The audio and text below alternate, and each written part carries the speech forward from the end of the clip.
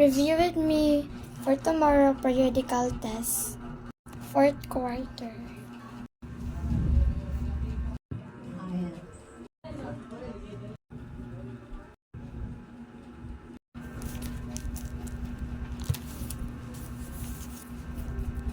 Pag-iwas sa paggamit ng paglalat at pinaikling salita, isinulat noong buo ang mga salita. Halimbawa, bata't matanda, blank, bata at matanda. No. Lang, umaga. BLG. Bilang. Number 3. Pag-iwas sa paggamit ng mga salitang palasa.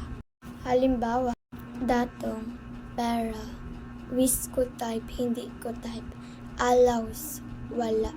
Sa deeper math na solusyon naman, internet na teknolohiya ay ang pinakamadaling paraan na ginagamit. Next, English.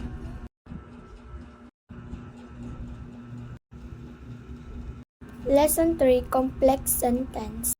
Notice that every sentence, there is an antecedent clause and dependent clause. Therefore, the sentence is called complex sentence. An independent or main clause is a clause that can stand by itself. Done in English.